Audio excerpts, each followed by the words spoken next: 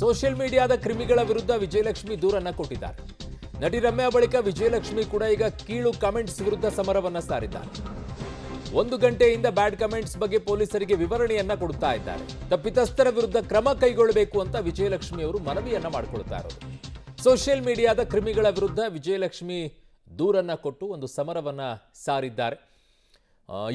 ಯಾರೇ ಇರಲಿ, ಯಾರದೇ ವಿಚಾರದಲ್ಲಾಗಿರ್ಬೋದು, ಕೂತ್ಕೊಂಡ್ಬಿಟ್ಟು ಬಾಯಿಗೆ ಬಂದಂಗೆ ಕಮೆಂಟ್ಗಳನ್ನು ಮಾತನಾಡುವಂಥದ್ದು ಇದೆಯಲ್ಲ, ಇಟ್ಸ್ ಟೂ ಮಚ್. ಇತ್ತೀಚೆಗೆ ನನ್ನ ಸಹೋದ್ಯೋಗಿ ಮುರಳೀಧರ್ ನನ್ನ ಸಂಪರ್ಕದಲ್ಲಿದ್ದಾರೆ. ಮುರಳಿ, ಈಗ ರಮ್ಯಾ ಅವರ ಬಳಿಕ ವಿಜಯಲಕ್ಷ್ಮಿ ಅವರು ಈಗ ಈ ದೂರನ್ನು ಕೊಡ್ತಾ ಇರೋದು, ಕೊಟ್ಟೇ ಇಲ್ಲ ಅಂತಲ್ಲ, ತುಂಬ ಜನ ಈ ವಿಚಾರದಲ್ಲಿ ಅನೇಕ ಕಂಪ್ಲೇಂಟ್ಸ್ಗಳನ್ನ ಕೊಟ್ಟಿದ್ದಾರೆ.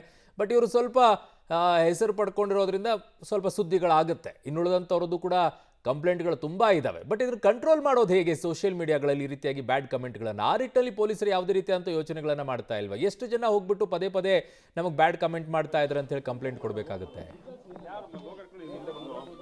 ಖಂಡಿತವಾಗಿ ಅರುಣ, ಯಾಕೆಂದ್ರೆ ಇದು ಸೋಷಿಯಲ್ ಮೀಡಿಯಾದಲ್ಲಿ ಈ ರೀತಿಯಲ್ಲಿ ಯಾರಿಗೆ ಆದ್ರೂ ಕೂಡ ಕೆಟ್ಟ ಮೆಸೇಜ್ ಮಾಡುವಂಥದ್ದು ಆಕ್ಷೇಪಾರ್ಹ. ಯಾಕೆಂದ್ರೆ ಅದು ಕಾನೂನಿನ ರೀತಿಯ ವಿರುದ್ಧವಾಗಿರುವಂಥದ್ದು. ಯಾಕೆಂದ್ರೆ ಆ ಮೆಸೇಜ್ಗಳನ್ನ ನೋಡಿದ್ರೆ ಯಾರಿಗೆ ಕೂಡ ಅಷ್ಟೊಂದು ಕೋಪ ಬರೋ ರೀತಿಯಲ್ಲಿ ಮೆಸೇಜ್ಗಳನ್ನ ಮಾಡ್ತಾರೆ, ಅಷ್ಟು ಕೆಟ್ಟ ಕೊಳಕ ಮೆಸೇಜ್ಗಳನ್ನ ಅವರು ಕೂಡ ಮಾಡ್ತಾರೆ. ಯಾಕೆಂದ್ರೆ ಆ ರೀತಿಯಲ್ಲಿ ನಿಂದನೆಗೆ ಒಳಗಾಗುವಂಥವ್ರಿಗೆ ಗೊತ್ತಿರ್ತದೆ ಅದರ ಪರಿಸ್ಥಿತಿ ಏನು ಅಂತೇಳಿ. ಯಾಕೆಂದ್ರೆ ಇದೇ ರೀತಿಯಲ್ಲಿ ಸೋಷಿಯಲ್ ಮೀಡಿಯಾದಲ್ಲಿ ನಿರಂತರವಾಗಿ ಸಾಕಷ್ಟು ಬೇರೆ ಬೇರೆ ಪ್ರಕರಣಗಳು, ಕೇವಲ ಇದೊಂದೇ ಪ್ರಕರಣ ಅಲ್ಲ, ಬೇರೆ ಬೇರೆ ಪ್ರಕರಣಗಳು ಕೂಡ ಇದೇ ರೀತಿಯ ಮೆಸೇಜ್ ಅನ್ನ ಮಾಡ್ತಾರೆ. ಇದನ್ನ ನಿಯಂತ್ರಣ ಮಾಡಲಿಕ್ಕೆ ಪೊಲೀಸರಿಂದ ಸಾಧ್ಯ ಇಲ್ಲ. ಯಾಕೆಂದ್ರೆ ಪೊಲೀಸರು ಒಂದಷ್ಟು ಅವೇರ್ನೆಸ್ ಅನ್ನ ಮಾಡಬಹುದು, ಜೊತೆಗೆ ಒಂದಷ್ಟು ಮಾಹಿತಿಗಳನ್ನ ಕೊಡಬಹುದು. ಆದ್ರೆ ಈ ರೀತಿಯಲ್ಲಿ ಫೇಕ್ ಅಕೌಂಟ್ ಗಳನ್ನ ಕ್ರಿಯೇಟ್ ಮಾಡುವಂಥದ್ದು, ಈಗ ಉದಾಹರಣೆಗೆ ಯಾರೋ ಒಬ್ಬ ಅಸಲಿ ಅಕೌಂಟ್ ಏನಿದೆ, ಅಸಲಿ ಅಕೌಂಟ್ ನ ಮೂಲಕ ಒಂದು ಮೆಸೇಜ್ ಅನ್ನ ಮಾಡಿದ್ರೆ ಆತನ ವಿರುದ್ಧ ಕಾನೂನು ರೀತಿಯ ಕ್ರಮವನ್ನ ಕೈಗೊಳ್ಳಬಹುದು. ಸಾಮಾನ್ಯವಾಗಿ ಈ ರೀತಿಯಲ್ಲಿ ಫೇಕ್ ಅಕೌಂಟ್ ಗಳನ್ನ ಕ್ರಿಯೇಟ್ ಮಾಡ್ಕೊಂಡು ಮೆಸೇಜ್ ಅನ್ನ ಮಾಡುವಂಥದ್ದು, ನಿಂದನೆ ಮಾಡುವಂಥದ್ದು, ಜೊತೆಗೆ ಬೇರೆ ಬೇರೆ ರೀತಿಯಲ್ಲಿ, ಅಂದ್ರೆ ಅದು ಎಷ್ಟು ಕೆಟ್ಟ ಭಾಷೆಗಳನ್ನ ಬಳಕೆಯನ್ನ ಮಾಡ್ತಾರೆ ಅಂದ್ರೆ ಅಷ್ಟು ಕೆಟ್ಟ ಭಾಷೆಗಳನ್ನ ಬಳಕೆಯನ್ನ ಮಾಡ್ತಾರೆ.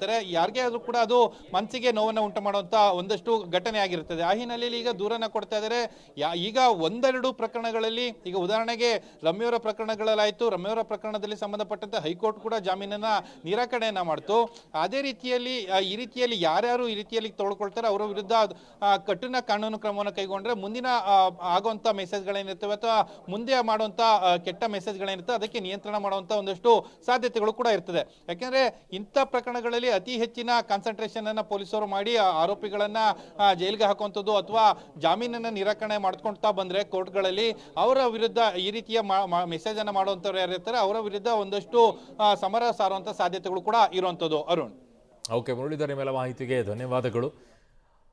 ಈ ವಿಚಾರದಲ್ಲಿ ಯಾರು ಕಮೆಂಟ್ ಮಾಡಿದ್ದಾರೆ ಅವರು ಫೇಸ್ ಮಾಡಲೇಬೇಕಾಗತ್ತೆ. ಕಮೆಂಟ್ ಮಾಡೋದು ತಪ್ಪಲ್ಲ, ಆದರೆ ಸೊಂಟದ ಕೆಳಗಿಡುವಂಥ ಭಾಷೆಯನ್ನು ಬಳಕೆ ಮಾಡೋದು ತಪ್ಪು. ಪುಣ್ಯ ಅವ್ರು ಹೋಗಿ ಸೋಷಿಯಲ್ ಮೀಡಿಯಾದಲ್ಲಿ ಆಗಿದ್ದಕ್ಕೆ ಅವರು ಕಂಪ್ಲೇಂಟ್ ಕೊಟ್ಟಿದ್ದಾರೆ, ಶೆಡ್ಡಿಗೆ ಕರಲಿಲ್ವಲ್ಲ. ನಮಗೆ ಅದೇ ಭಯ. ಇತ್ತೀಚೆಗೆ ಹೆಂಗಾಗ್ಬಿಟ್ಟಿದೆ ಅಂದರೆ ಯಾರು ಏನೇ ಮಾಡಿದ್ರು ಕೂಡ ಅವ್ರನ್ನ ಶೆಡ್ಡಿಗೆ ಕರೆಯುವಂಥ ಪರಿಸ್ಥಿತಿಗೆ ಆಗ್ಬಿಟ್ಟಿದೆ. ಅಲ್ಲಿ ಕರೀಲಾರ್ದೆ ಕಂಪ್ಲೇಂಟ್ ಕೊಟ್ಟಿದ್ದಾರೆ. This is the actually way. ಅವತ್ತು ರೇಣುಕಾಸ್ವಾಮಿ ವಿಚಾರದಲ್ಲಿ ಇದೇ ವೇಯನ್ನು ಅನುಸರಿಸಿದರೆ ಇವತ್ತು ಏನು ಅನುಭವಿಸುವಂಥ ಪರಿಸ್ಥಿತಿನೇ ಬರ್ತಾ ಇರಲಿಲ್ಲ. ಇದು ರೈಟ್ ವೇ ಅಲ್ವಾ? ಸೋಷಿಯಲ್ ಮೀಡಿಯಾದಲ್ಲಿ ಆಗಿರುವಂಥ ಕಮೆಂಟ್ಗಳ ವಿಚಾರದಲ್ಲಿ ಕೊಡಬೇಕಾಗಿರುವಂಥದ್ದು ಯಾರಿಗೆ? ಪೊಲೀಸರಿಗೆ, ಸೈಬರ್ ಕ್ರೈಮ್ನವರಿಗೆ. ಅವ್ರು ಏನು ಕ್ರಮ ತೆಗೆದುಕೊಳ್ಬೇಕು ಆ ಕ್ರಮವನ್ನು ತೆಗೆದುಕೊಳ್ಳದೆ ತಗೊಳ್ತಾರೆ. ಅದರಲ್ಲಿಯೂ VIP ಗಳಾಗಿರೋದ್ರಿಂದ, VVIPಗಳಾಗಿರೋದ್ರಿಂದ ನಿಮ್ಮ ವಿಚಾರದಲ್ಲಂತೂ ಇನ್ನೂ 100 ಅಲ್ಲ 150% ಕೆಲಸವನ್ನು ಪೊಲೀಸರು ಮಾಡೇ ಮಾಡ್ತಾರೆ. ಶೆಡ್ಡಿಗೆ ಕರಿಬಾರ್ದು ಅಷ್ಟೇ.